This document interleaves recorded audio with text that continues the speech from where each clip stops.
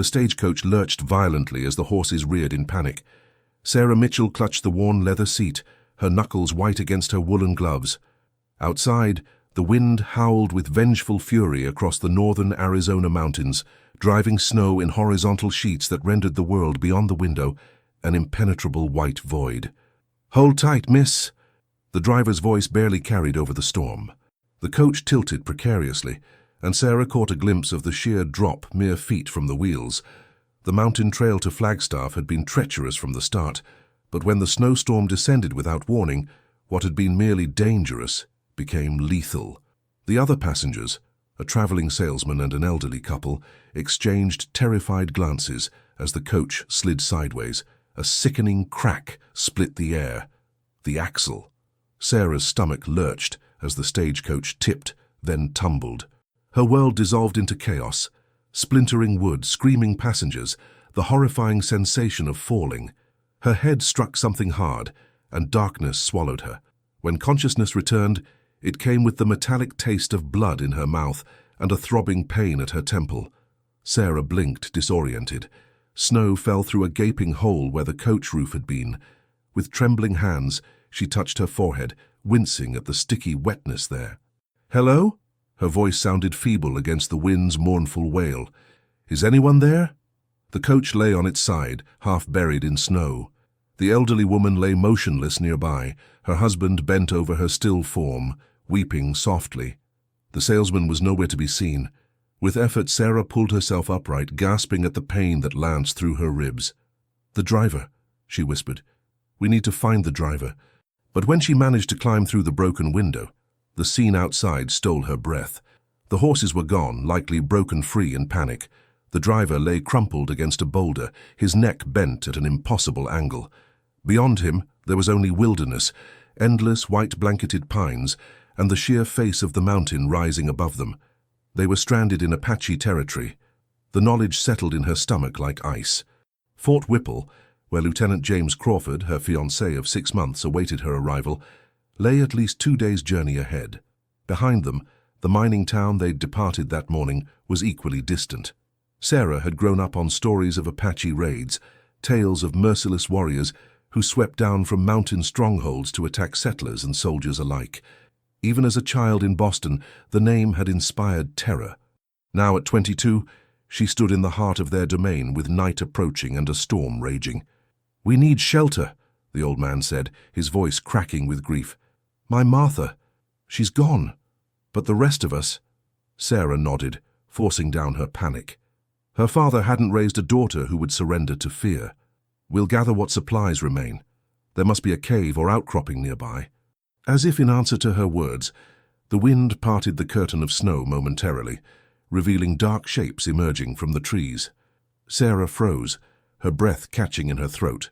7 riders on horseback approached, their faces stoic beneath fur-lined hoods. The Apache had found them. The warriors surrounded the wreckage with practiced efficiency. Their leader dismounted in a fluid motion, his tall frame imposing even at a distance. Unlike the others, he wore no hood, only a band that kept his long black hair from his face. Snow gathered on his shoulders and in his hair, but he seemed impervious to the cold. Sarah stepped forward on trembling legs, positioning herself between the approaching warrior and the old man. Her heart hammered against her ribs, but she lifted her chin, meeting the man's obsidian gaze directly. "Please," she said. "We mean no harm. Our coach crashed in the storm." The Apache leader studied her with piercing intensity. His face was a striking composition of sharp angles, high cheekbones, a strong jaw, and eyes that seemed to look through her rather than at her. When he spoke, his English carried only the faintest accent. "You trespass on sacred land." Sarah blinked in surprise. "You speak English." A muscle in his jaw tightened. "I speak many tongues. None change the fact that you are where you should not be." "We didn't choose to crash here," Sarah countered, surprising herself with her boldness. "We were on our way to Fort Whipple." At the mention of the fort, the other warriors tensed visibly. Their leader's expression remained unchanged, but something flickered in his eyes, a hardening, a darkening. "The soldier fort." He spoke the words like a curse. "You go to join the bluecoats who murder our children and steal our lands." Sarah's throat tightened. My fiancé is stationed there. Lieutenant James Crawford. I'm to be married. The Apache leader took a step closer. Snow swirled between them, dancing in the space that separated their worlds.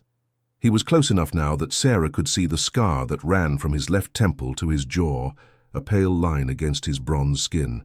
What is your name, woman with hair like fire? The question caught her off guard. Sarah. Sarah Mitchell. He nodded once, as if confirming something to himself. I am Carver. The name didn't sound Apache to Sarah's ears, but she dared not question it.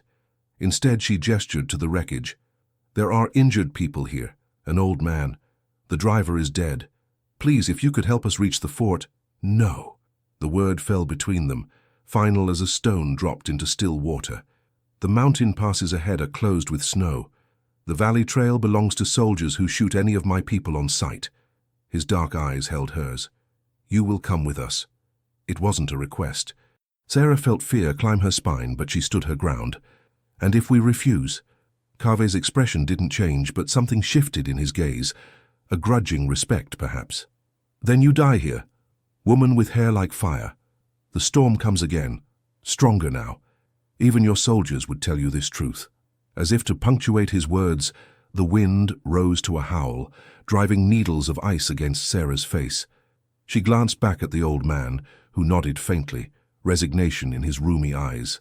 Very well, she said, turning back to Kaveh. We accept your hospitality. For the first time, something like amusement touched the Apache leader's lips. Not quite a smile, but a subtle softening.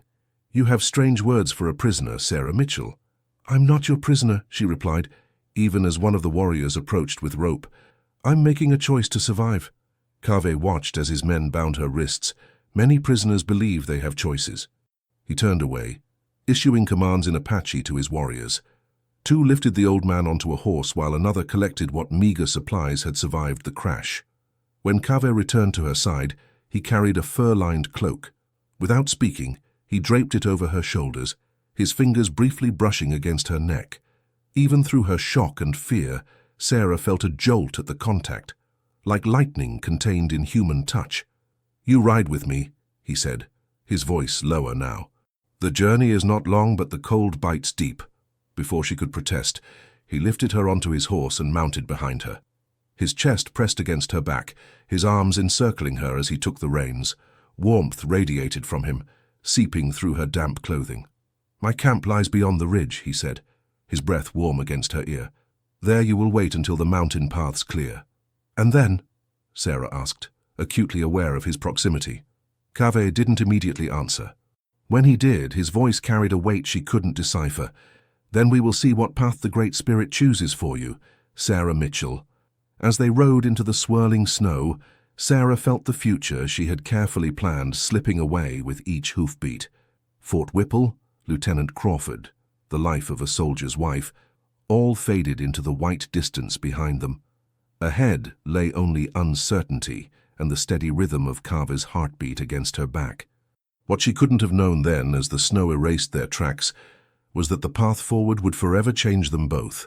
The Apache winter camp nestled in a hidden valley, protected from the brutal mountain winds by towering cliffs. As they descended the narrow trail, Sarah counted nearly 30 dwellings, a mixture of traditional wickiups and more permanent wooden structures. Smoke from cooking fires rose in thin columns against the darkening sky, and children paused in their play to stare at the approaching riders. Kaveh's arms remained steady around her, his body a shield against the cold. Despite her fear, Sarah found herself leaning into his warmth, her exhaustion finally overwhelming her pride. You tremble, he observed, his voice rumbling against her back. I'm cold, Sarah replied, though the truth was more complex. Fear, uncertainty, and the lingering shock of the crash tangled inside her like brambles. When they reached the center of the camp, Kaveh dismounted in one fluid motion, then reached up to help her down. His hands spanned her waist, and for a moment he held her suspended above the ground, their eyes locked. Something unspoken passed between them, a current of recognition neither could explain. He set her on her feet and stepped back, severing the connection. Nizoni will tend to your wound, he said, gesturing to a woman who approached. The old man will be cared for in the healing lodge. Thank you, Sarah said, touching the dried blood at her temple. But I would prefer to stay with him. He's lost his wife today. Kaveh studied her for a long moment. You care for a stranger's grief when your own path is uncertain? Compassion isn't a luxury, Mr. Carver. It's a necessity. A ghost of a smile touched his lips. Just Kaveh. And you speak like the missionaries who raised me. This revelation surprised her. You were raised by missionaries? His expression closed like a door slammed shut. That is a story for another time. Go with Nijoni now. The old man will join you after he is treated. Sarah wanted to press further, but Kaveh had already turned away, issuing orders to his men. Nijoni, a woman perhaps a few years older than Sarah, approached with cautious dignity. Her dark eyes held neither hostility nor welcome, only careful observation. Come, she said in accented English, you are cold and hurt. Nijoni led Sarah to a small but sturdy cabin at the edge of the camp. Inside, a fire burned in a stone hearth, filling the single room with warmth and the scent of cedar. Furs covered the packed earth floor, and a wooden frame with a deerskin mattress stood in one corner. This was my brother's dwelling, Nijoni explained as she gestured for Sarah to sit by the fire. He died last summer. Soldiers shot him when he hunted in the valley. Sarah flinched at the matter-of-fact tone. I'm sorry. Nijoni dipped a cloth in warm water and began cleaning the wound at Sarah's temple. Your sorrow changes nothing, just as your blue-coat fiancé changes nothing. You know about that? Kaveh told me while you were being brought from the horses. Nijoni's touch was gentle despite her words. He says you have courage. I think perhaps you have foolishness instead. Sarah stiffened. Is it foolish to speak the truth? It is foolish to defy Kaveh. Nijoni applied a pungent salve to the cut. He is not like other men. Even among our people he walks alone. Because he was raised by missionaries. Nijoni's hands paused momentarily. That is part of his story, yes, but not all. She bound Sarah's head with a strip of clean cloth. He returned to us 10 winters ago, speaking the white man's tongue but carrying the heart of an Apache. Now he leads because he understands both worlds and trusts neither. Sarah absorbed this information silently. The Kaveh who had looked at her with such intensity suddenly seemed more complex, a man caught between worlds, much as she now found herself. Rest now, Nijoni said, rising. Food will come soon. The storm will hold us here for many days. After Nijoni left, Sarah removed her damp outer garments and wrapped herself in one of the furs. Despite her exhaustion, sleep eluded her. She thought of Lieutenant Crawford waiting at Fort Whipple, probably growing concerned at her delay. What would he do when the stagecoach failed to arrive? Would he send a search party? The thought brought little comfort. In this weather, no search would venture into Apache territory. The door opened, startling her from her thoughts. Kaveh entered carrying a steaming wooden bowl. He had removed his riding clothes and now wore buckskin leggings and a loose cotton shirt, partially open at the chest. A silver medallion hung from a leather cord around his neck. You should eat, he said, offering the bowl. Elk stew, it will warm you. Sarah accepted it cautiously. Thank you. Kaveh remained standing, watching as she took a tentative sip. The stew was rich and flavorful, warming her from within. Your companion will live? He said after a moment. The old one. His grief is deep, but his body is stronger than it appears. His name is Mr. Holbrook, Sarah said. Thomas Holbrook. They were traveling to join their son in California. Kaveh nodded once. Names are important. They carry power. He moved to the fire, adding another log. The flames illuminated the sharp planes of his face, casting half in shadow. Why do you journey to marry a soldier, Sarah Mitchell? The question caught her off guard. Lieutenant Crawford is a good man. We met in Boston last year, at my father's shipping office. That is not an answer to my question. Sarah set the bowl aside, suddenly defensive. I don't see how my reasons concern you. Everything within my territory concerns me. Carver's voice remained level, but his eyes held an intensity that made her breath catch. Especially a woman who challenges me without fear when most men would tremble. Perhaps I hide my fear better than most. This drew something close to a smile from him. Perhaps. He studied her for a long moment. Your wound heals well? Yes. Your... Nijoni was very skilled. She is my cousin. Kaveh moved toward the door, then paused. Tomorrow, if you wish, you may walk in the camp, under guard. but I would not have you caged like an animal." The consideration surprised her. "That's how generous." Kaveh's expression darkened slightly. "When I was 9 winters old, the missionaries kept me in a small room for speaking my native tongue. I know the pain of walls." His hand rested on the door. "We are not the savages your army claims, Sarah Mitchell. I never said you were. Your eyes said it when we first met." His gaze held hers. "Now they say something different." Before she could respond, he was gone, leaving Sarah alone with her confusion and the lingering warmth where his eyes had touched hers. The following days established a cautious rhythm. Each morning, an Apache woman named Talasi brought Sarah fresh clothing, simple dresses made of soft-tanned deer hide, and took her soiled garments for washing. Mr. Holbrook stayed in the healing lodge, his health improving slowly as his grief remained a constant companion. True to Kaveh's word, Sarah was permitted to move about the camp, always with Nijoni or another woman accompanying her. What she observed challenged everything she had been told about the Apache. Children played in the snow, their laughter universal in any language. Women worked at tanning hides, cooking and crafting intricate beadwork. Men repaired weapons, trained horses, and brought game from hunting expeditions. It was a community, not the band of merciless raiders described in newspaper accounts. On her 4th day in the camp, Sarah encountered Kaveh outside the council lodge. He stood with several other warriors, deep in conversation, but his attention shifted immediately when she appeared. Excusing himself, he approached her, his expression unreadable as always. "The confinement does not sit well with you," he observed. Sarah shook her head. "Actually, I was just thinking how wrong my perceptions had been. Your people live much like any community I've known." Something like satisfaction flickered across his features. "Walk with me," he said, gesturing toward a path that led away from the main camp. Nijoni, who had been accompanying Sarah, exchanged a glance with Kaveh, then discreetly withdrew. Sarah fell into step beside him, acutely aware of the curious eyes that followed them. "Your presence causes talk," Kaveh said as they walked. "I imagine it does. A white woman in your camp is hardly usual." "It is not your whiteness that causes the talk." His voice carried a hint of amusement. "It is that I, who have sworn never to bend to the white man's world, spend time with you." Sarah glanced at him. "And why do you?" Kaveh did not answer immediately. They had reached a small clearing where a frozen stream cut through the valley. Snow-laden pines surrounded them, creating a sanctuary of silence. "When I was taken by the missionaries," he finally said, "I was taught that everything about my people was savage. Our language, our beliefs, our ways." His eyes fixed on the distant mountains. "For years I believed them. I spoke their words, read their books, prayed to their God. What changed? I saw a soldier shoot an Apache woman who begged for food."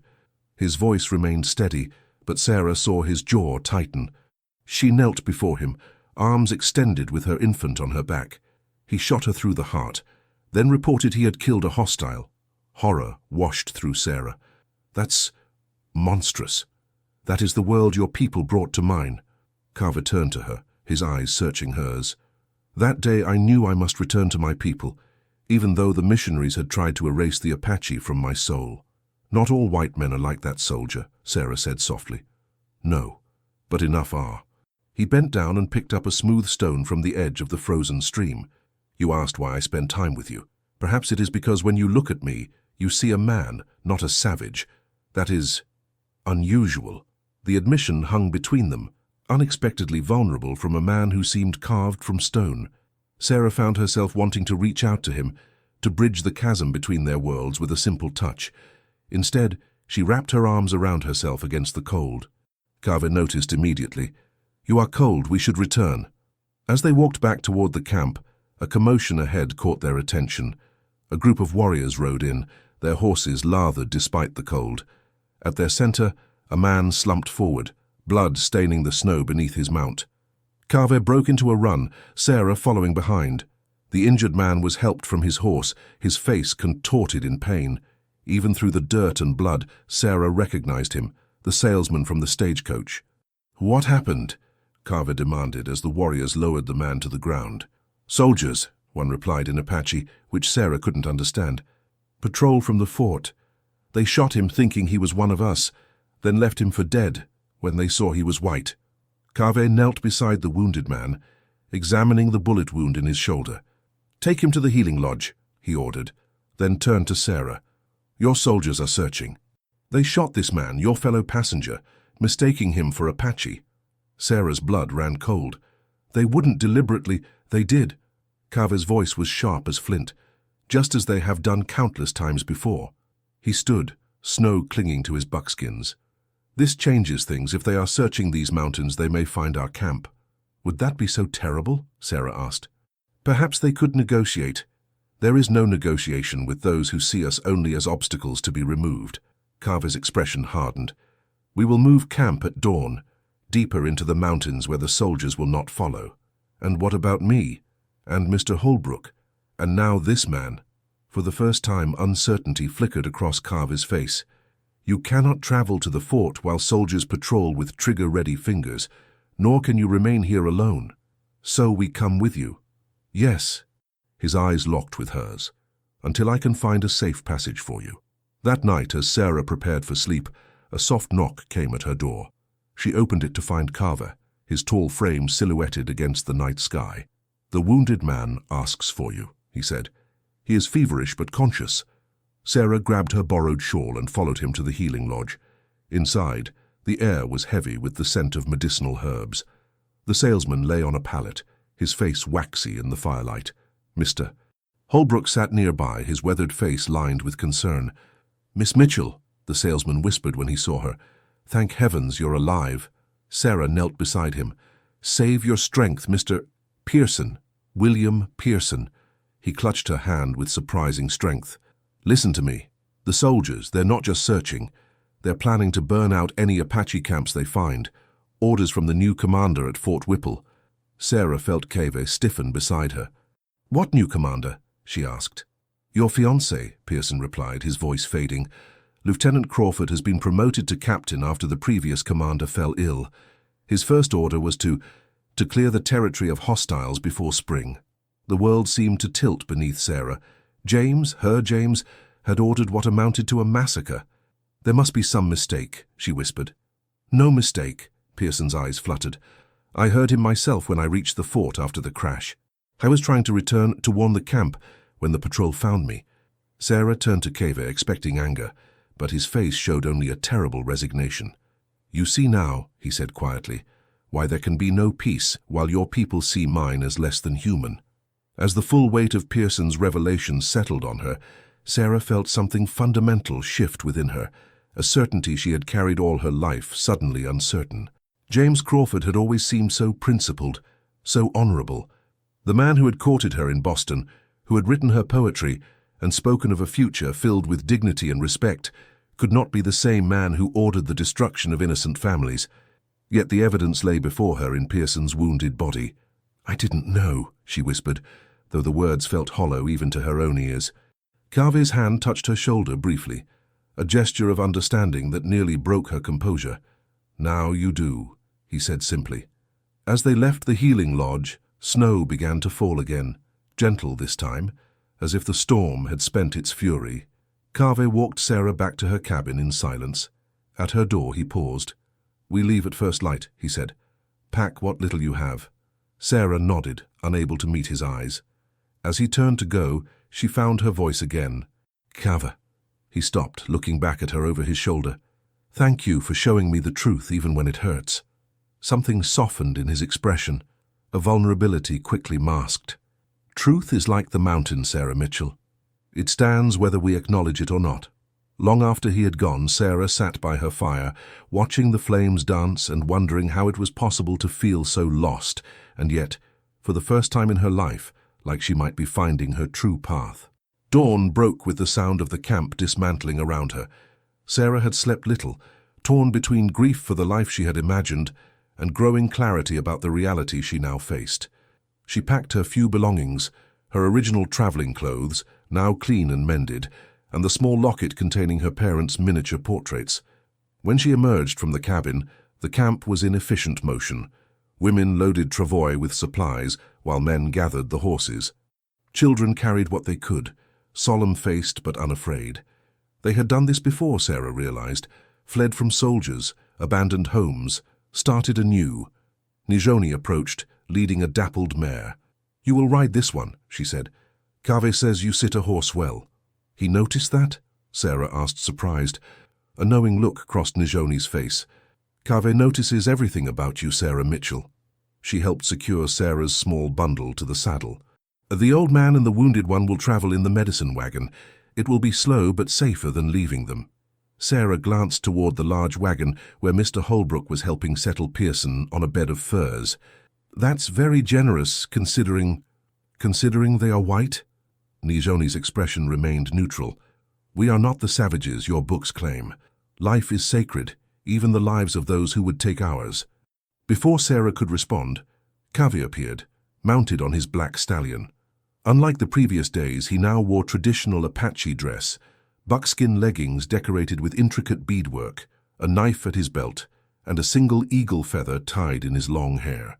War paint streaked his face, red and black lines that emphasized the sharp angles of his cheekbones and jaw. He looked every inch the warrior. Yet when his eyes met Sarah's, she saw the same man who had spoken to her so openly by the frozen stream. "We ride northwest," he announced. "The soldiers will expect us to move deeper into the mountains, but we go to the canyon lands where the horses cannot follow easily." Sarah mounted her mare, adjusting her borrowed dress over her legs. "How far?" "3 days, if the weather holds." Kaveh's eyes scanned the breaking camp with practiced efficiency. "Stay close to Nijoni. If there is trouble—" He hesitated. "If there is trouble, you ride hard and don't look back." "I won't abandon these people," Sarah replied firmly. "Not after what I've learned."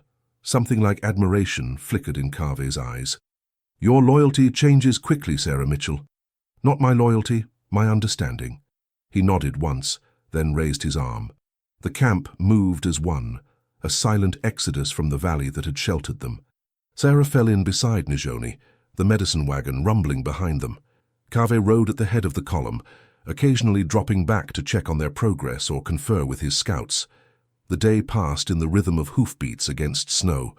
They traveled through forests of pine and across open meadows, always alert, always watchful. By midday, the snow had stopped, and weak winter sunshine glinted off the white landscape. Sarah found herself studying the Apache people with new eyes, noting the quiet dignity with which they faced displacement, the care they showed for the elderly and children, the absence of complaint despite the hardship. These were not the bloodthirsty savages of dime novels and newspaper accounts. They were a people fighting to survive. As dusk approached, Carver called a halt in a sheltered ravine. Camp was established with practiced efficiency, temporary shelters erected, fires built, food prepared. Sarah helped where she could, grateful when the others accepted her assistance without suspicion. After checking on Mr. Holbrook and Pearson, whose fever had broken during the journey, Sarah found herself drawn to the edge of camp, where Kaveh stood alone, gazing westward toward the setting sun. "Your people move with remarkable skill," she said, coming to stand beside him. "We have had much practice." His voice carried a bitterness she hadn't heard before. "Each season, the territory where we may live grows smaller. Each year, more of my people die or surrender to the reservations." "The reservations? Are they truly so terrible?" Kaveh turned to her, his war paint still stark against his skin in the fading light. "Have you seen a wild eagle in a cage, Sarah? How it beats its wings until they bleed? How its eyes grow dull with captivity?" He looked away. "That is what the reservation does to a people born to freedom." Sarah's chest tightened with empathy. "I'm beginning to understand." "Are you?" He faced her fully now. "Then understand this. I will die before I let my people be imprisoned. I will fight your soldiers, even your fiancé, if that is what it takes." The mention of James sent a pang through Sarah's heart, not of loyalty but of disillusionment. "After what I've learned, I don't believe he is still my fiancé." Carver studied her face intently. "Words are easily spoken. Then I will prove it with actions." Sarah met his gaze without flinching. "I won't return to Fort Whipple. Not to a man who would order the death of innocent women and children." For a long moment, Carver was silent, his expression unreadable in the gathering dusk. When he finally spoke, his voice had softened. "You are an unusual woman, Sarah Mitchell." "So I've been told." She smiled faintly, though usually not as a compliment. A hint of answering warmth touched his lips. "Rest now. Tomorrow's journey will be harder. As predicted, the second day of travel brought greater challenges. The terrain grew increasingly rugged, forcing them to dismount and lead the horses through narrow passes. By midday, dark clouds gathered on the horizon, promising more snow. Kaveh called for a brief rest in a small clearing. Sarah sat on a fallen log, massaging her aching calves, when a commotion arose from the scouts ahead. Kaveh conferred with them briefly, his expression darkening, then returned to the main group. "Soldiers," he announced grimly. "A patrol following our trail. 8 men with rifles." Murmurs rippled through the Apache. A woman clutched her child closer to her breast. "How far?" one of the warriors asked. "Less than an hour behind us." Kaveh's eyes scanned the group, calculating, "We cannot outrun them with the wagon and children." "Then we fight," another warrior said, reaching for his weapon. "No," Kaveh's voice cut through the tension. "They do not yet know our numbers. We will split." He pointed to several warriors. "You 5, take the women, children, and elders. Continue to the canyon lands. The rest will stay with me and lay a false trail eastward." "A diversion," Sarah realized aloud. Kaveh turned to her. "Yes, the soldiers will follow what appears to be the main group while our people reach safety." "It's dangerous," she said, concern evident in her voice. "War is dangerous." He gestured to Nijoni. "You will go with the main group, the old man and Pearson as well." Sarah shook her head. "I'll stay with you." Surprise flickered across Kaveh's face. "Why?" "Because if the soldiers catch up to you, I may be able to help." She straightened her shoulders. "Captain Crawford was my fiancé, they know me.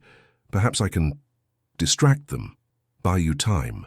Kaveh's warriors exchanged glances, clearly uncomfortable with her offer. Kaveh himself studied her with an intensity that made her heart race.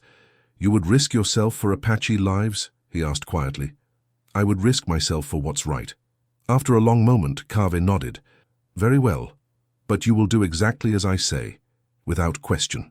The camp divided quickly, the main group continuing northwest while Kaveh, Sarah, and 7 warriors prepared to lay the false trail. Before they departed, Nijoni embraced Sarah. "You have a warrior's heart," she whispered. "May it guide you safely back to us." Sarah watched as the main group disappeared into the trees, then turned to find Kaveh waiting for her. He had removed his war paint and changed into simpler clothing, deliberately making himself less recognizable as a leader. "We ride east," he said, making an obvious trail. "When night falls, we will circle back and rejoin our people." For hours they traveled eastward, deliberately leaving signs of passage that even untrained soldiers could follow. Broken branches, disturbed snow, even remnants of food. As dusk approached, they made camp in a conspicuous clearing, building a fire larger than necessary. "Now we wait," Kaveh said as they gathered around the flames. "The soldiers will see our fire. They will either attack in the night or wait until dawn." Sarah huddled closer to the heat, shivering despite the fur cloak Kaveh had given her. "And if they attack? Then we disappear into the darkness while they charge an empty camp." A ghost of a smile touched his lips. "It is an old trick, but effective." Night descended, wrapping the mountains in velvet darkness. The warriors took turns keeping watch while others rested. Sarah found herself unable to sleep, her mind racing with thoughts of James, of the Apache, of the man who sat beside her now, Carver, whose very presence seemed to pull her like gravity. "You should rest," he said softly, noticing her restlessness. Sarah shook her head. "I can't. Too much has happened." Kaveh studied her face in the firelight. "You think of your soldier. I think of many things." She drew the cloak tighter around her shoulders. "Of how quickly life can change. A week ago I was traveling to marry a man I thought I knew. Now you sit with his enemy, helping him escape." There was no judgment in Kaveh's tone, only a quiet understanding. Sarah met his gaze. "Are you my enemy, Kaveh?" The question hung between them, charged with meanings neither was ready to voice. Before he could answer, one of the warriors approached silently, whispering in Apache. Kaveh tensed, immediately alert. "Soldiers," he translated for Sarah. Moving through the trees to the south, they approached cautiously.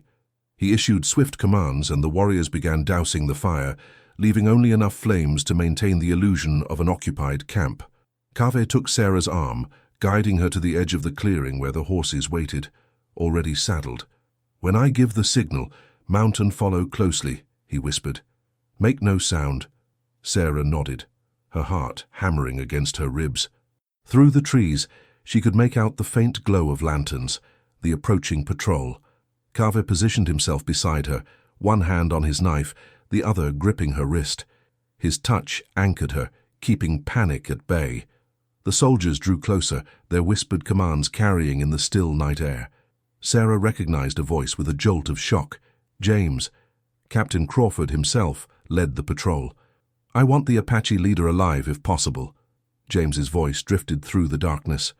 "The others are expendable, and keep an eye out for a white woman, blonde, blue-eyed. She may be a hostage." Sarah's breath caught.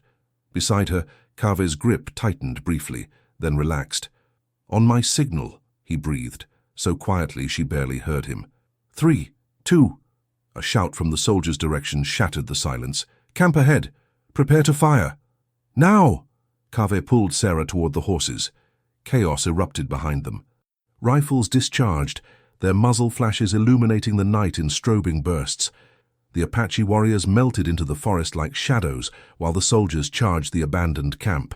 Sarah swung into her saddle, adrenaline making her movements swift and sure. Carver mounted beside her, then whistled softly, a signal to the others. They rode hard through the darkness, away from the sounds of confusion as the soldiers realized they'd been deceived. For nearly an hour they rode in silence, the only sounds the labored breathing of their horses and the crunch of snow beneath hooves. Kaveh led them through a maze of narrow passages and dense forest that would be nearly impossible to follow. Finally, he called a halt in a small rock-sheltered hollow. The warriors dismounted, tending to the horses while catching their breath. "They will not find our trail before dawn," Kaveh said, helping Sarah from her saddle. "And by then, the snow will cover our tracks." Sarah's legs trembled from the hard ride. When she stumbled, Kaveh caught her arm, steadying her. In the silvery moonlight that filtered through the trees, his face seemed carved from shadow and light, all sharp planes and hidden depths. "I heard James," she said quietly.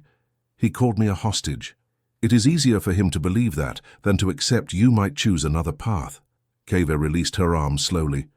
"Perhaps it is even true. Perhaps you are my hostage, Sarah Mitchell." There was something in his voice, a question beneath the statement. Sarah found herself drawn closer to him, as if invisible threads pulled them together. "Is that what I am to you? A hostage?" Kaveh's gaze dropped to her lips, then back to her eyes. "You know it is not." The admission changed something between them, a barrier falling away, leaving only the raw truth of what had been building since their first meeting. When Kaveh's hand rose to touch her cheek, Sarah didn't pull away. His fingers were warm against her skin, gentle despite their strength. "From the moment I saw you standing in the snow," he said, his voice low and intense, "defying me with fire in your eyes, you have been more than a captive. You have been—" "What?" Sarah whispered, hardly daring to breathe. "A question I cannot answer. A path I never expected." His thumb traced her jawline. "A woman who makes me forget the hatred I have carried." The warriors had discreetly withdrawn, leaving them in a small pocket of privacy. In the silence of the winter night, with danger still threading the darkness around them, Sarah made a choice that would forever change her life's course. She rose on her tiptoes and pressed her lips to Kaveh's. For an instant, he remained still, as if shocked by her boldness. Then his arms encircled her, drawing her against him as he returned her kiss with a passion that stole her breath. His lips were surprisingly soft against hers, his embrace both gentle and fierce, a contradiction that matched everything about him. When they finally parted, Sarah's heart raced not with fear, but with a wild, unfamiliar joy. Kaveh rested his forehead against hers, his breathing unsteady. "This changes everything," he murmured. Sarah nodded, words failing her. It did change everything. Her future, her understanding of herself, the boundaries between worlds she had thought impermeable. A low whistle from one of the scouts broke the moment. Kaveh straightened, instantly alert again. "We must move," he said. "There is a place ahead where we can rest safely until dawn." They rode through the remainder of the night, no longer speaking of what had passed between them, yet everything transformed by it. By the time the eastern sky lightened with the first hint of dawn, they had reached a hidden canyon where the rest of the Apache group awaited. Nijoni rushed forward when they arrived, embracing Sarah with unexpected warmth. "You returned to us. We feared the worst when the scouts reported gunfire." "The soldiers found only shadows," Carver said, dismounting. His eyes sought Sarah's briefly, a silent acknowledgement passing between them. The day was spent in cautious rest, the camp remaining vigilant for signs of pursuit. Sarah checked on Mr. Holbrook and Pearson, finding them both improving despite the difficult journey. Pearson, especially, seemed to have undergone a change of heart about the Apache. "They saved my life," he told Sarah as she changed his bandages. "After white soldiers shot me and left me for dead. Makes a man reconsider what he's been taught." By evening, scouts reported that the soldiers had lost their trail completely and appeared to be returning to Fort Whipple. A collective relief swept through the camp, though Kaveh maintained guards at all times. As twilight settled over the canyon, Sarah found herself drawn to a small rise where Kaveh stood alone, watching the stars emerge in the deepening blue. "Your plan worked," she said, joining him. "This time." His voice carried a weariness she hadn't heard before. "But they will come again and again, until we are gone from these mountains." Sarah touched his arm gently. "What will you do?" Carver covered her hand with his own. "Continue north, perhaps. There are places in the high country where soldiers rarely venture, places where we might live in peace, at least for a time. And then?" He turned to her fully then, his expression open in a way she had never seen before. "That depends in part on you." Sarah's breath caught. "On me?" "Last night," Kaveh said carefully, when we... There are some paths, once taken, that change all that follow." "I don't regret it," Sarah said, finding courage in the gathering darkness. "What I regret is how long it took me to see the truth. About James, about your people, about you." Kaveh took her hands in his. "And what truth do you see about me, Sarah Mitchell?"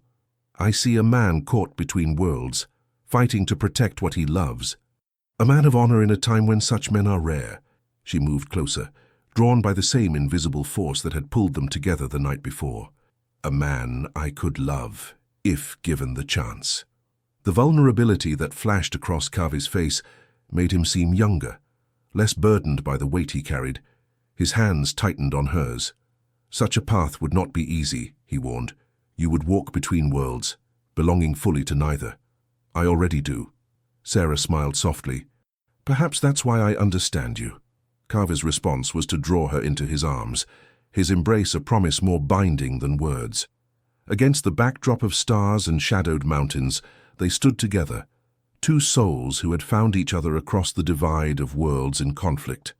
Later, as they sat by the central fire with the others, Nijoni observed them with knowing eyes. "The spirits work in strange ways," she murmured to Sarah.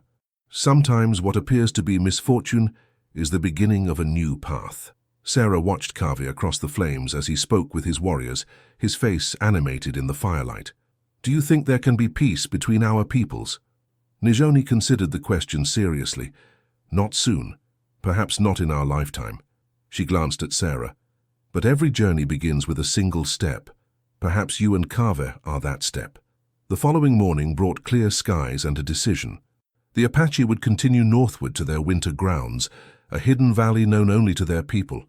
Mr. Holbrook announced his intention to continue to California when he was strong enough, while Pearson, surprisingly, asked to remain with the Apache until spring.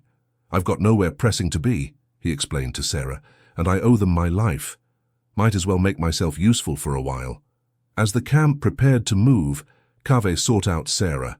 "We leave within the hour," he said. "I must know your choice."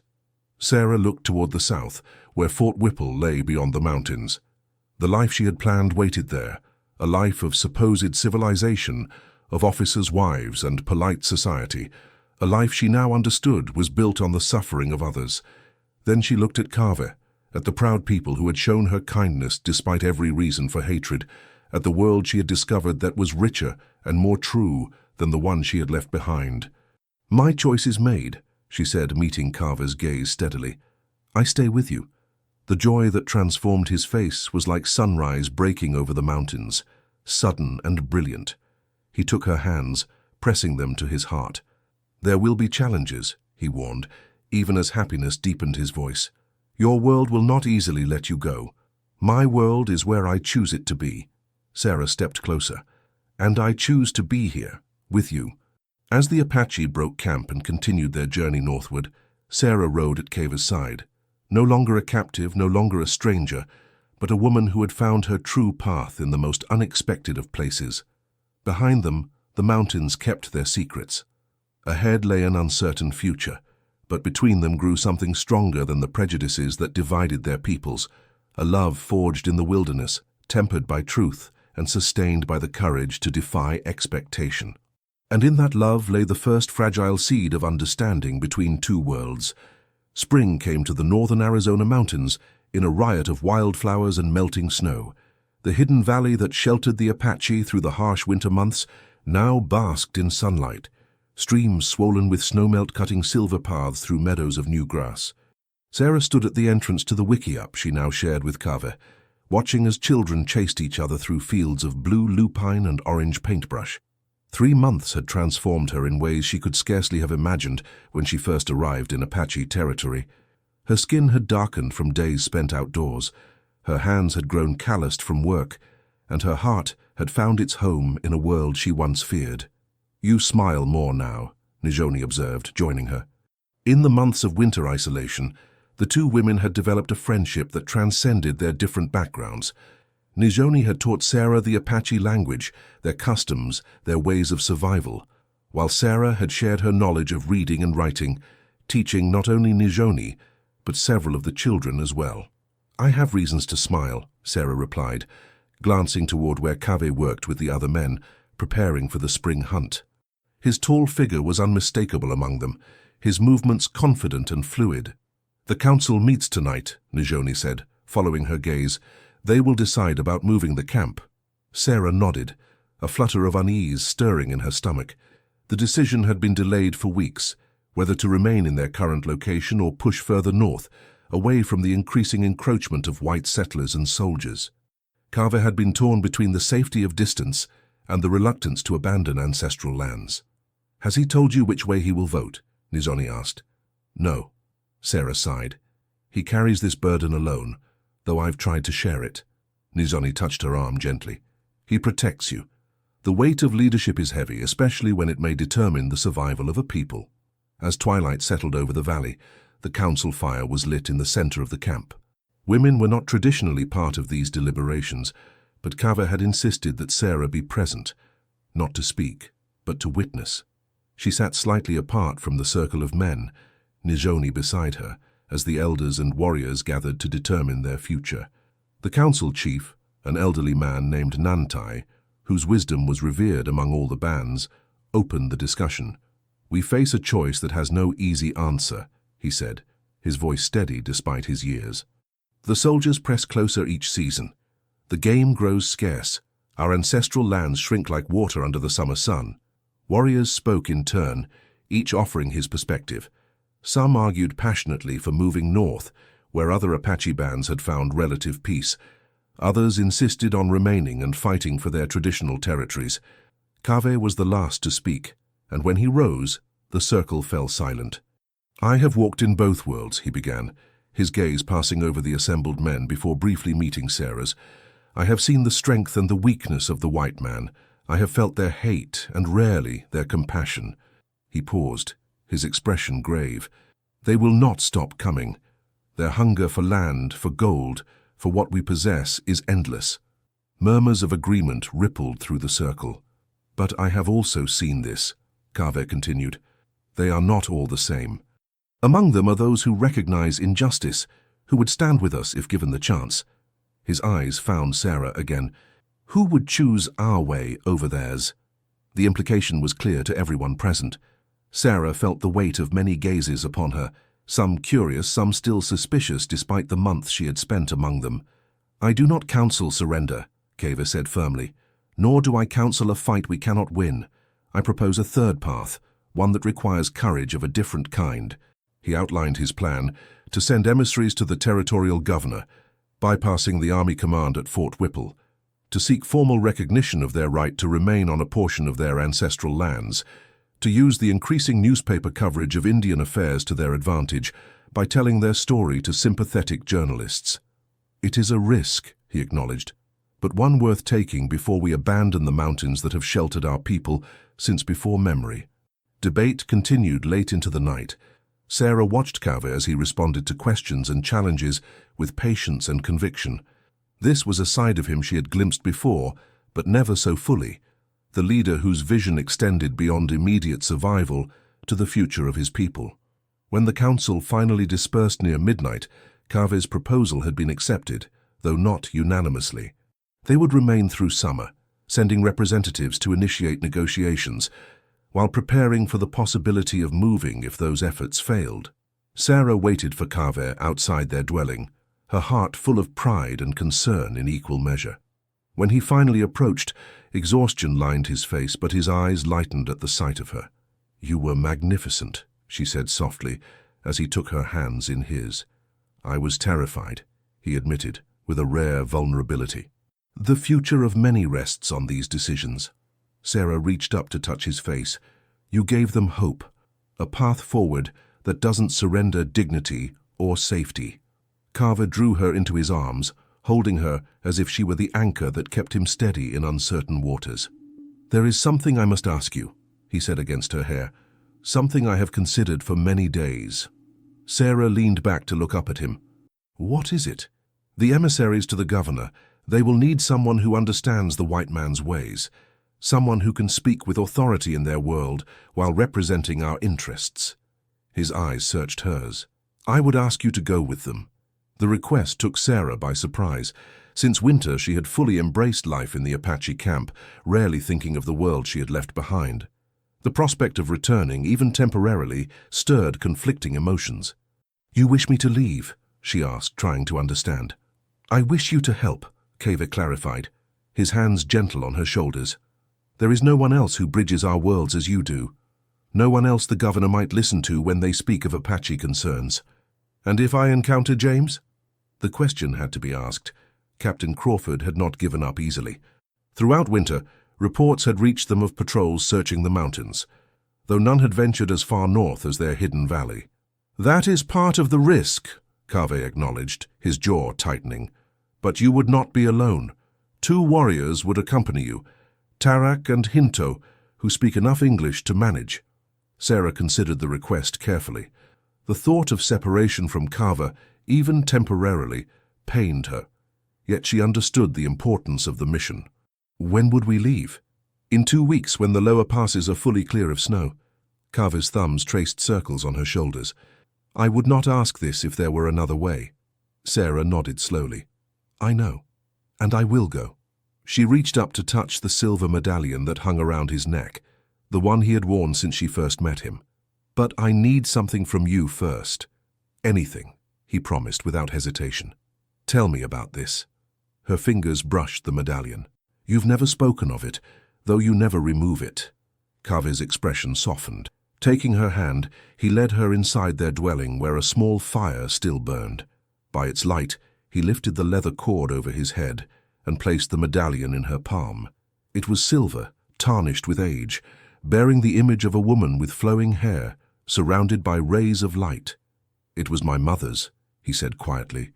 "The only thing I have of her. The missionaries allowed me to keep it because it reminded them of their saints, though it came from my father's people, far to the south." "She died when you were taken?" Sarah asked gently.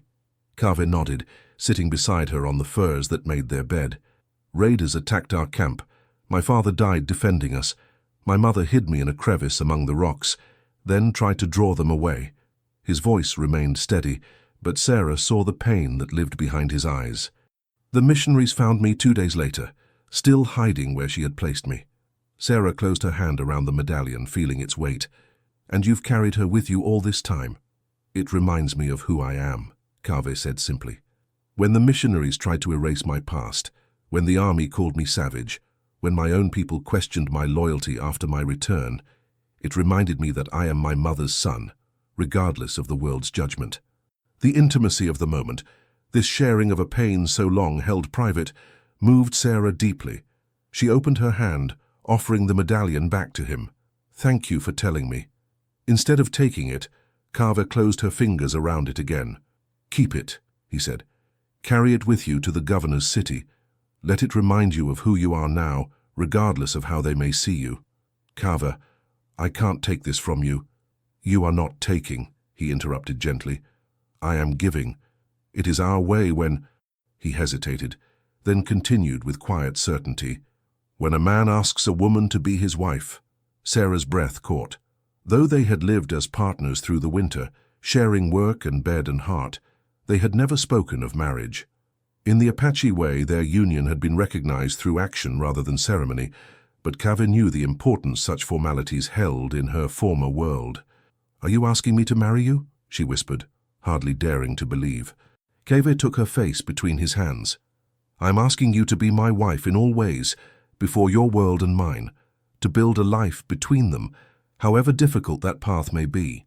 Joy rose in Sarah like floodwater, swift and unstoppable. Yes, she said, the word emerging breathless and fierce. Yes, I will be your wife. Their kiss sealed the promise, tender at first, then deepening with the passion that had only grown stronger in their months together.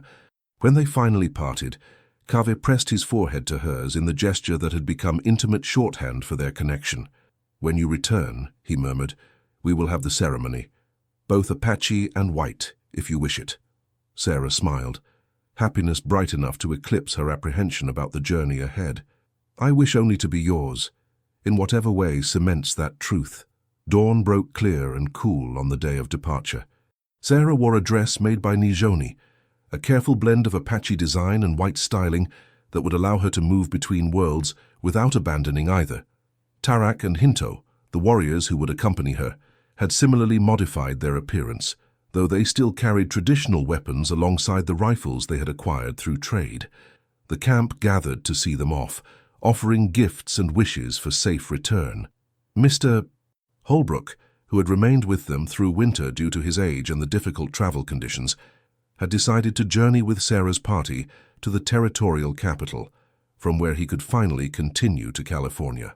You've changed my understanding of the world, Miss Mitchell, he told her as they prepared to depart. Or should I say, Mrs. Kaveh? Sarah smiled at the name, though it wasn't quite accurate in either culture. Just Sarah, please. And you've changed too, Mr. Holbrook. The old man nodded, glancing toward where Pearson stood with a group of Apache men. True to his word, Pearson had made himself useful during the winter months, teaching carpentry skills and learning hunting techniques in return.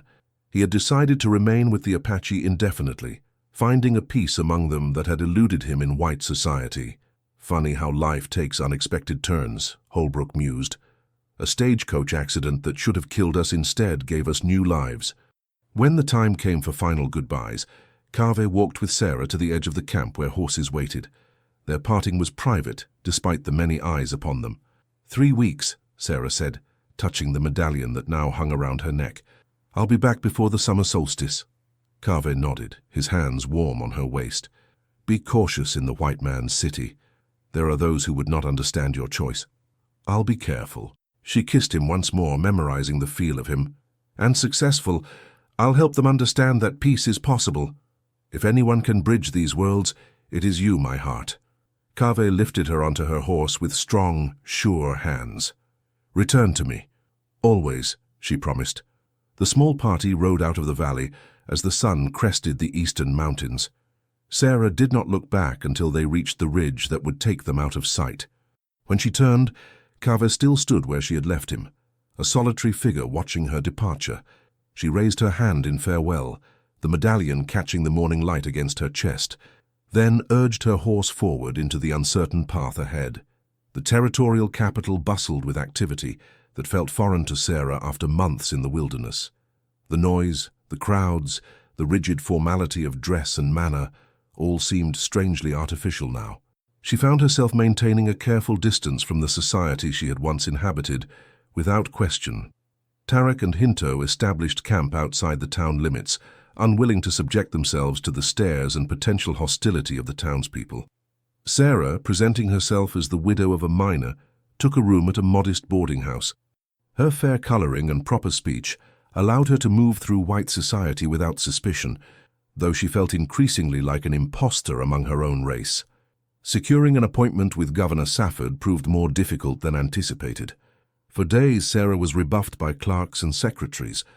It was only when she happened to encounter the governor's wife at a charity function and impressed her with her knowledge of Eastern society that she finally gained entree to the great man himself.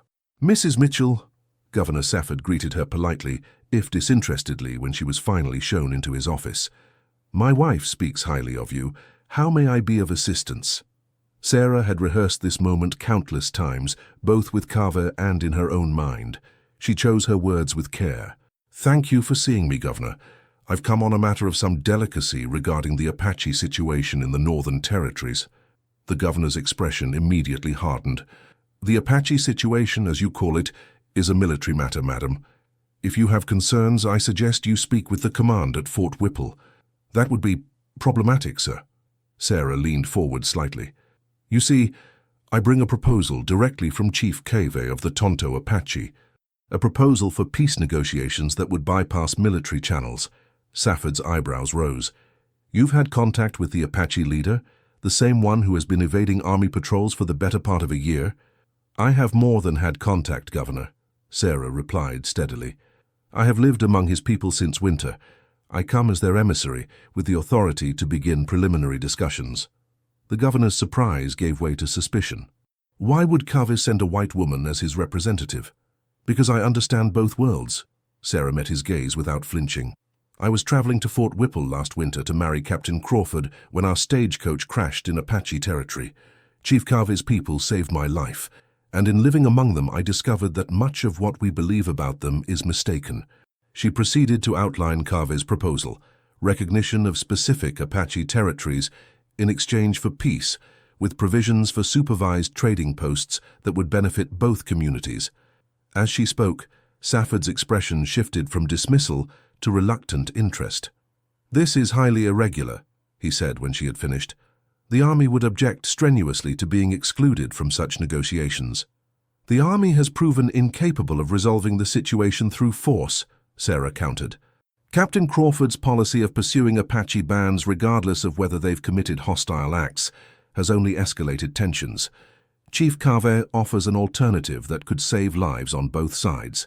Safford studied her with new intensity. "You speak with remarkable passion for someone who was to marry an army officer. Does Captain Crawford know of your change in circumstances?" "No," Sarah admitted, "though I imagine he has drawn his own conclusions from my absence." "Indeed." The governor rose, moving to the window that overlooked the town square. "What you propose would require significant political courage on my part, Mrs. Mitchell. The settlers demand protection. The army demands freedom to operate, and you ask me to negotiate directly with a people many consider savages. I ask you to recognize their humanity," Sarah said quietly, "to acknowledge that they have rights to the land they have inhabited for generations, to seek peace through understanding rather than submission." Safford turned back to her, his expression thoughtful. "Return tomorrow with your Apache companions. I will hear them speak as well before making my decision." It was more than Sarah had dared hope for. As she left the governor's office, a sense of cautious optimism buoyed her steps. Perhaps change was possible after all. Her optimism was short-lived.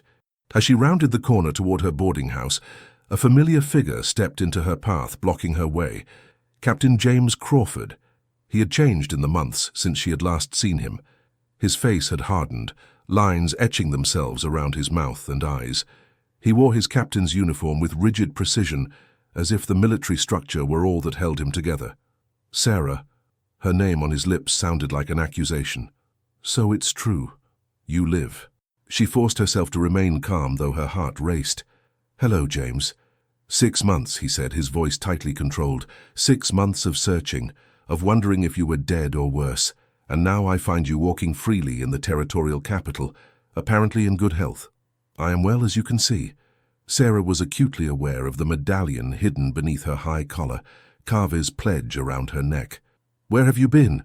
James demanded, stepping closer. "The search parties found the wreckage, the dead. Pearson disappeared, the old man too, and you vanished." "I was rescued," Sarah said carefully, "by people who showed me kindness when I needed it most." Understanding dawned in James's eyes, followed quickly by disgust. "The Apache. You've been with them all this time." His gaze raked over her, searching for signs of mistreatment or coercion that would explain her presence among enemies. "Were you a prisoner? Did they force you?" "No, James." She met his gaze steadily. "I chose to stay." His face contorted with disbelief. "Chose? To live among savages who raid settlements and murder soldiers?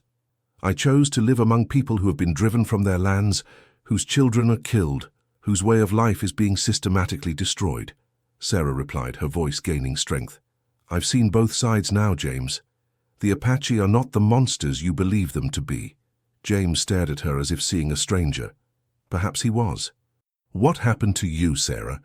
The woman I knew would never defend hostiles against her own kind. The woman you knew didn't understand the truth." Sarah took a deep breath. "I'm sorry for the pain my disappearance caused you, James. Truly. But I cannot return to the life we planned. Because of them." His voice rose slightly, drawing the attention of passers-by. "Or because of him. The scouts say you're with their leader now. That you've become his—" He couldn't finish the sentence, his face flushing with anger and humiliation. Sarah's hand went instinctively to the medallion beneath her dress. "His wife," she said quietly. "I am to be Kaveh's wife." James recoiled as if struck. For a moment she thought he might raise his hand against her. Such was the fury in his eyes. Instead, he drew himself up with military rigidity. "You've made your choice, then." His voice had gone cold. "But know this. The territory is not large enough for both your Apache lover and me. One of us will not see the year's end." The threat chilled Sarah to her core. "James, please. There's a chance for peace. I've spoken with the governor." "Peace?" James laughed bitterly. "There will be no peace while a single Apache draws breath in these mountains. I will personally see to that." He stepped aside, his gesture mockingly gallant. "Good day, Miss Mitchell. Our engagement is, of course, at an end." Sarah watched him stride away, his back ramrod straight, his hands clenched at his sides. The encounter left her shaken but more determined than ever. James's threat was not idle. She knew him well enough to recognize the implacable hatred that now drove him. She needed to warn Carver. The meeting with Governor Safford the following day proceeded better than expected. Tarek and Hinto, dignified in their careful blend of traditional and white clothing, presented themselves with quiet confidence. They spoke of their people's desire for peace, their willingness to accommodate some white settlement in exchange for guaranteed hunting grounds, their hope that their children might live without fear. Safford listened with surprising attentiveness, asking questions that revealed a more nuanced understanding of the situation than Sarah had anticipated. By the end of the discussion, he had agreed to draft a preliminary framework for negotiations, a document that would bring Kaveh and other Apache leaders to a formal peace council within 2 months. It was a victory, however tentative, and Sarah felt a surge of hope as they left the governor's mansion, but her encounter with James cast a shadow over the achievement. "We must return to the camp immediately," she told Tarek and Hinto as they retrieved their horses from the livery stable. "Captain Crawford knows of my connection to Kaveh. He may already be planning an attack." They rode hard for 3 days, pushing themselves and their mounts to the limits of endurance. Sarah's anxiety grew with each passing mile. She had sent a message to Kaveh through a trusted trader who traveled between settlements, but there was no way to know if it had reached him. As they approached the hidden valley on the 4th day, Sarah's worst fears were realized. Smoke rose above the tree line, not the controlled cooking fires of the camp, but the thick black plumes of destruction. "No!" The cry tore from her throat as she urged her horse forward, heedless of danger. Tarek and Hinto flanked her, arrows nocked and ready as they crested the final ridge. The scene below stopped Sarah's heart. Half the camp lay in ruins, wickiups and cabins reduced to smoldering remains. Apache warriors moved through the wreckage, tending to wounded and salvaging what could be saved. There was no sign of soldiers. The attack appeared to be over. They rode down the slope at breakneck speed.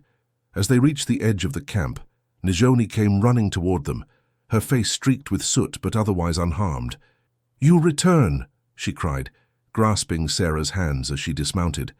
"We feared you were lost when the bluecoats came." "Kaveh?" Sarah managed, her throat tight with fear. "Where is Kaveh?" Njoni's expression was grim but not despairing. "The healing lodge. He lives, but—" Sarah didn't wait to hear more. She ran through the camp, barely registering the destruction around her, her entire being focused on reaching the large structure that served as their infirmary. Inside, the air was heavy with the scent of medicinal herbs and the metallic tang of blood. Kaveh lay on a pallet near the central fire, his chest wrapped in blood-stained bandages. His face was pale beneath its bronze, his breathing shallow. When Sarah fell to her knees beside him, his eyes fluttered open, recognition followed by relief flooding his gaze. "You came back," he whispered, his voice ragged. "Of course I came back." Sarah took his hand, careful not to disturb the bandages. "What happened?" "Crawford." The name was a curse on Carver's lips. "He came with 30 men at dawn. We had warning from the scouts and moved most of the women and children to the high caves, but—" He broke off, pain crossing his features. "Don't speak," Sarah urged, tears blurring her vision. "Save your strength." Carver's grip tightened on her hand. "Listen, this changes everything. The camp is not safe now that they know its location." The medicine woman approached, gently checking Kave's bandages. "The bullet passed through his shoulder," she told Sarah in Apache. "Another grazed his side. He is strong, he will heal." Sarah nodded her thanks, then turned back to Carver. "I have news from the governor. He agreed to negotiations, a formal peace council within 2 months. There's still hope." A shadow crossed Carver's face. "Crawford will never allow it. He will hunt us until one of us falls. Then we must ensure it isn't you." Sarah reached for the medallion around her neck, pressing it into Carver's palm. "Your mother protected you once. Let her strength protect you again." Kave's fingers closed around the silver disc. "You still wish to be my wife, even now with everything in ruins?" "Now more than ever," Sarah replied without hesitation. Over the next week, the camp slowly recovered from the attack. 5 Apache had been killed, 3 warriors, an elder and a child caught in the crossfire. The dead were mourned in a solemn ceremony that Sarah attended as Kave's chosen wife, standing tall despite the suspicious glances from those who blamed her for bringing the soldiers to their door. Kave's wounds healed with remarkable speed, though he would carry new scars alongside the old. The council met again, this time unanimously agreeing to relocate deeper into the mountains while maintaining communication with the governor through trusted intermediaries. As the camp prepared for the journey, Pearson approached Sarah one evening as she collected water from the stream. "I'm leaving," he announced without preamble. Sarah straightened, surprised. "Leaving? Where will you go?" "Fort Whipple." At her alarmed expression, he raised a hand, "Not to join them, to end this." "What do you mean?" Pearson's face was set with determination. "Crawford won't stop. You know that. He's a man consumed by pride and jealousy now. But if I testify to what I've seen, both the Army's brutality and the Apache's restraint, perhaps others will listen." "It's dangerous," Sarah warned. "He could have you arrested as a traitor." "Some risks are worth taking." Pearson smiled faintly. "I was a different man before the crash, Miss Mitchell. Selfish, small-minded. These people changed that. I owe them a debt I can never fully repay. But this is a start." 2 days later, Pearson departed with the blessing of the council and Kave's grudging admiration. The Apache began their migration north, a slow procession of families and possessions moving deeper into the wilderness. Kaveh and Sarah rode at the head of the column, his arm still bound in a sling, but his presence as commanding as ever. "We received word from the territorial capital yesterday," he told her, as they navigated a narrow mountain pass. "Governor Safford is standing firm on the Peace Council, despite pressure from the Army. He has requested federal observers to ensure fairness." Hope kindled in Sarah's chest. "Then there's still a chance." "A chance," Carver agreed cautiously. "But Crawford remains a threat. His patrol has been spotted to the east, moving parallel to our path." "He won't give up," Sarah said softly. Not until one of us is dead," Kaveh finished. "I know." They made camp that night in a sheltered box canyon, posting extra guards along the ridge lines. As darkness fell, Sarah sat with Carver beside their private fire, planning their upcoming marriage ceremony. Despite the circumstances, or perhaps because of them, they had decided not to wait for safer times. "We will combine both traditions," Kaveh said, sketching the ceremony in the dirt with a stick. "The Apache binding ritual, and then words from your faith." Sarah leaned against his good shoulder, content despite the danger that lurked beyond their firelight. All that matters is that we face whatever comes together. A commotion at the edge of camp interrupted their peace. Shouts of alarm, followed by the pounding of hooves. Kaveh was on his feet instantly, knife drawn despite his injury. Sarah rose beside him, her hand on the small pistol she had begun carrying since the attack. A lone rider galloped into the circle of fires, his horse lathered and heaving. With a shock, Sarah recognized Pearson, his face bloodied and his clothing torn. "Crawford," he gasped as warriors helped him from his saddle. "Coming now. 30 men. They know your location." Kaveh issued swift commands, mobilizing the camp for immediate evacuation. "How?" he demanded of Pearson. "How did they find us?" "Tortured a trader who had seen your party moving north," Pearson replied, accepting water from Nijoni. "I escaped to warn you, but they're less than an hour behind me." Sarah met Kaveh's gaze, seeing her own determination reflected there. "We can't keep running," she said. "Not forever." "No," he agreed grimly. "We cannot." In the flurry of activity that followed, a plan formed, not of retreat, but of confrontation on their own terms. The women, children, and elders would continue north with most of the supplies, while Kaveh and his warriors would remain to face Crawford's patrol. "I'm staying with you," Sarah insisted, when Kaveh tried to send her with the others. "This is not your fight," he argued, though his eyes betrayed his pride in her courage. "It became my fight the moment I chose you," she replied. "Besides, I may be the only one who can speak to James and be heard." Kaveh studied her face, then nodded once. "Stay close to me. If things go badly, you ride north without looking back." "Nothing will go badly," Sarah said with more confidence than she felt. "Not when we have justice on our side." They prepared their position carefully. A narrow pass where the approaching patrol would be channeled between steep rock walls. Not for ambush, as might have been the traditional Apache tactic, but for parley. Kaveh would meet Crawford face to face, with the governor's written agreement as evidence of their legitimate standing.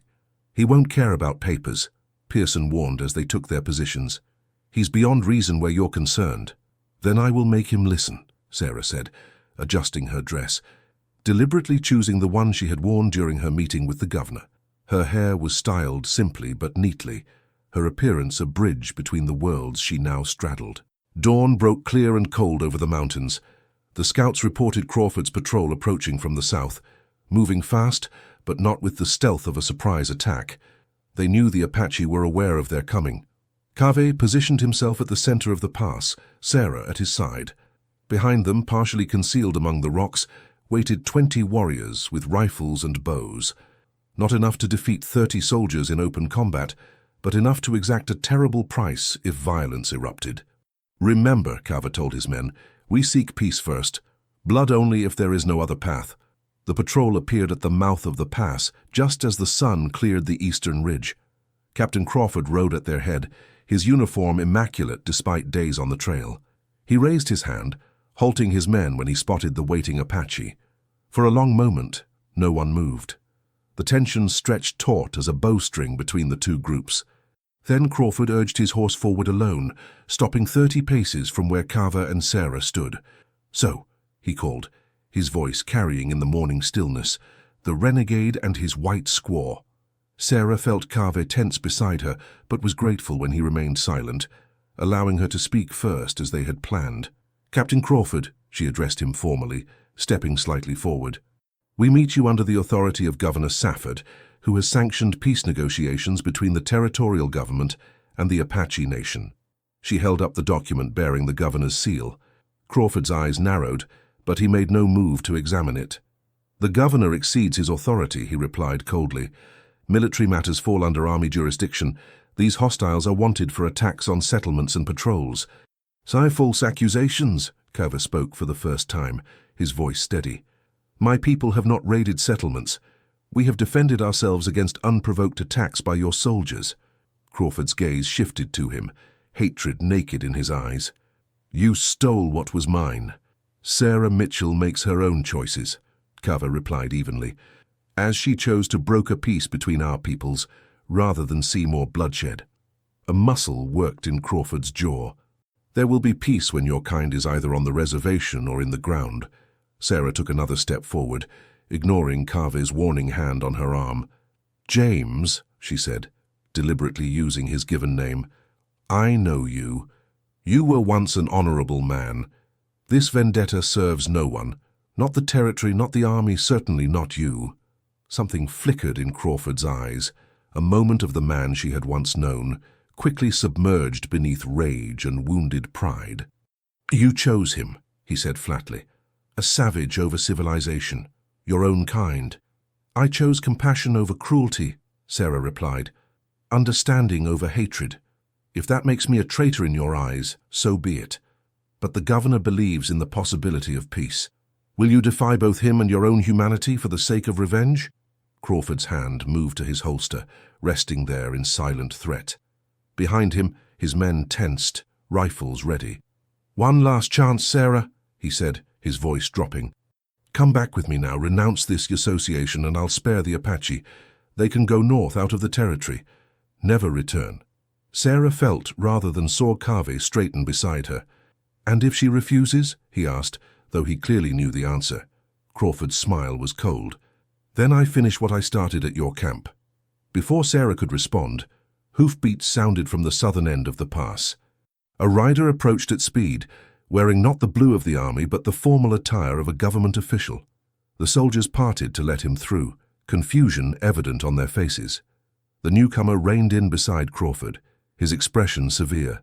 Captain Crawford, he announced loudly enough for all to hear, I have orders from Governor Safford. You are relieved of command pending investigation into unauthorized military action against peaceful Indians. Crawford's face contorted with disbelief. On whose authority? On the authority of the territorial government, and with the support of your commanding general, who was most disturbed to learn of your personal vendetta. The official produced a sealed document. Your men are to return to Fort Whipple immediately. You will accompany me to the capital to answer charges. Silence fell over the pass. Crawford's hand still hovered near his weapon, his expression cycling through shock, rage, and finally a terrible resignation. This isn't over, he said, his eyes boring into Sarah's. Not while I draw breath. It is over, Captain, the official stated firmly, unless you wish to add disobeying direct orders to your offenses. For a moment, Sarah feared Crawford might draw his weapon regardless of consequences. But military discipline ingrained through years of service finally asserted itself. With a curt nod, he wheeled his horse and addressed his men. We return to the fort, he announced, his voice brittle with suppressed fury. Now. As the patrol turned and began retreating down the pass, the official approached Carver and Sarah. Chief Carver, he said with formal respect. Miss Mitchell, the governor sends his regards and reaffirms his commitment to the Peace Council. Recent events have only strengthened his resolve to find a just solution. How did you know where to find us? Sarah asked, still stunned by the unexpected intervention. Mr. Pearson, the official replied with a slight smile. He reached the governor before Captain Crawford's supporters could silence him. His testimony, along with your preliminary work, convinced Governor Safford to act decisively. Carver stepped forward, extending his hand in the white man's custom. Your arrival was well-timed. You have our gratitude.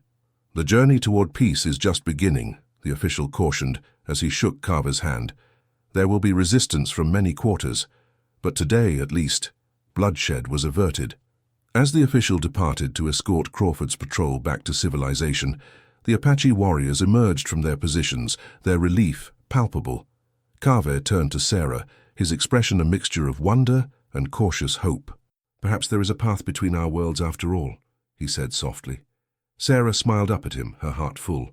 There has always been a path. We just needed the courage to walk it. 3 weeks later, on a perfect summer morning, Sarah Mitchell and Carver stood together on a high promontory overlooking their new camp. Below, Apache and white officials mingled cautiously but peacefully, the first day of the formal Peace Council proceeding with measured optimism. Governor Safford himself had journeyed to the neutral ground chosen for the negotiations, bringing representatives from Washington eager to resolve the Apache problem without further military embarrassment. Kaveh had assembled leaders from several Apache bands, creating a unified front that demanded respect. But this morning belonged not to politics, but to them.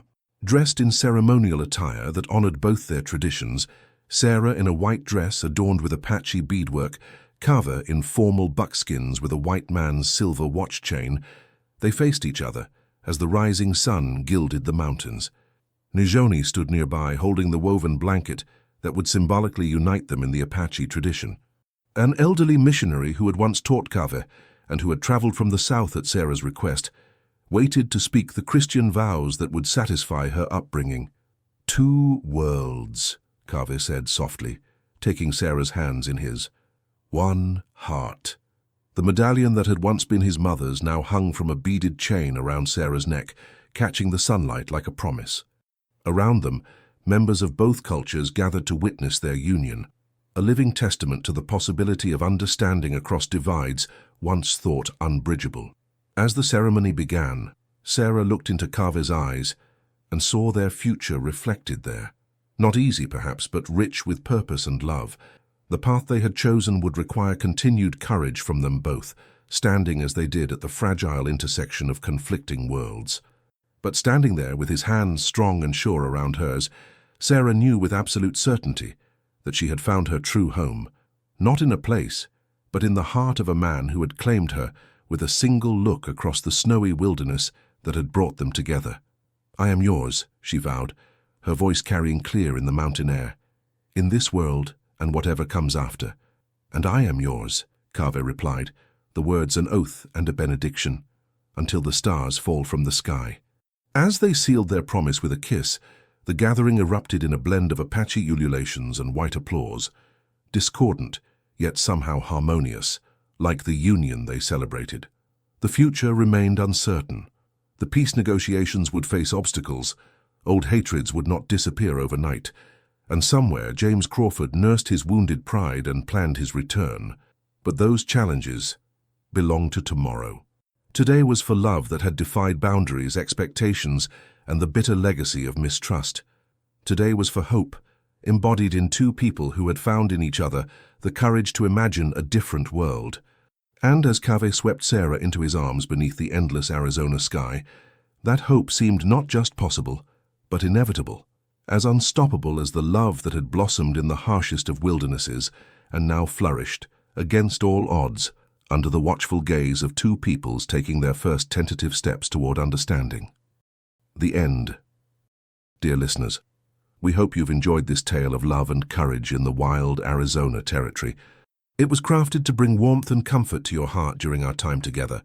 We always hope these storytelling moments provide relaxation and positive feelings for all of you.